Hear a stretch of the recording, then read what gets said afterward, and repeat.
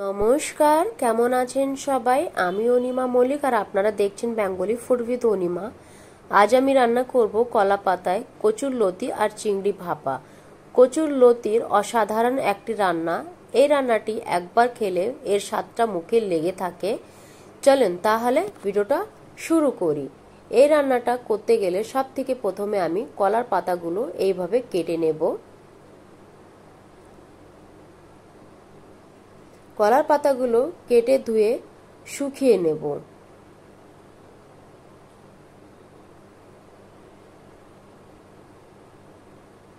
আর এখানে আমি একটা বাটা মশলা তৈরি করে নেব সরষে, কাঁচা লঙ্কা, রসুন দিয়ে। এখানে আমি কচুর লতিগুলো প্রথমেই ধুয়ে কেটে পরিষ্কার করে নিয়েছিলাম। এখন কচুর লতির ভেতরে বাটা মশলা, লবণ, হলুদ, গুঁড়ো লঙ্কা আর সরষের তেল, চিংড়ি মাছগুলো দিয়ে ভালো করে এটাকে মেখে নেব।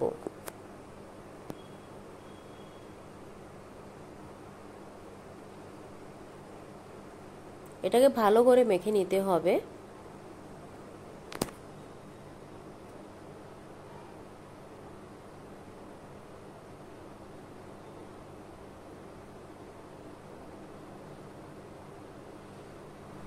কলার পাতায় কচুরলতি ভাপা করার জন্য কড়াইতে প্রথমে কলার পাতাগুলো এইভাবে বসিয়ে দিতে হবে।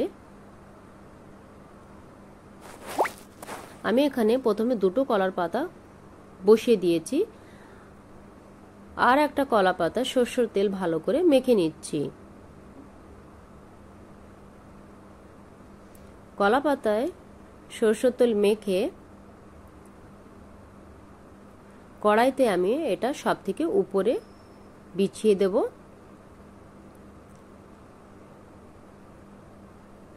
এরকম করে। আর এখন কচুরলতি মাখাটা এর ভেতরে দিয়ে দেব।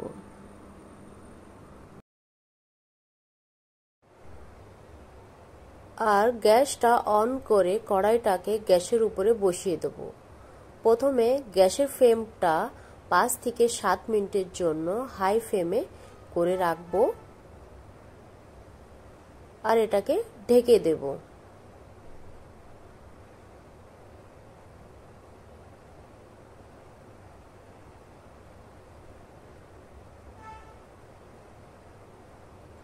এই রান্নাটা হতে 40 থেকে 50 মিনিট লাগবে।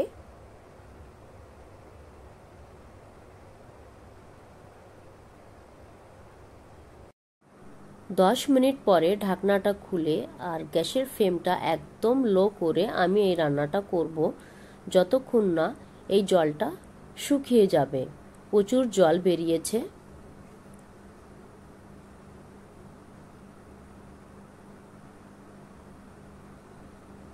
দেখেছেন কি সুন্দর ফুটছে।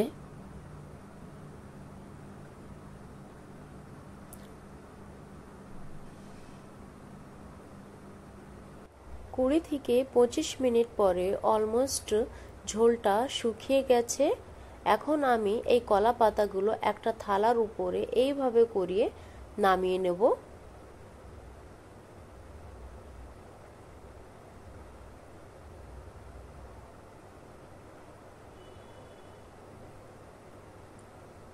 আর দুটো কলা পাতা আরেকবার কড়ার উপরে এইভাবে করিয়ে বসিয়ে দেব।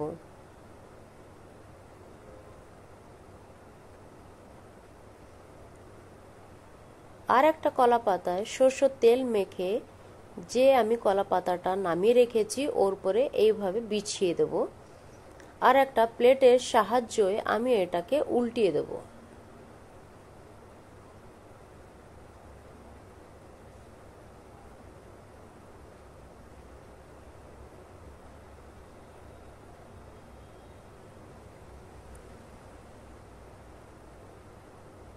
খুব সাবধানে এটাকে উল্টাতে হবে।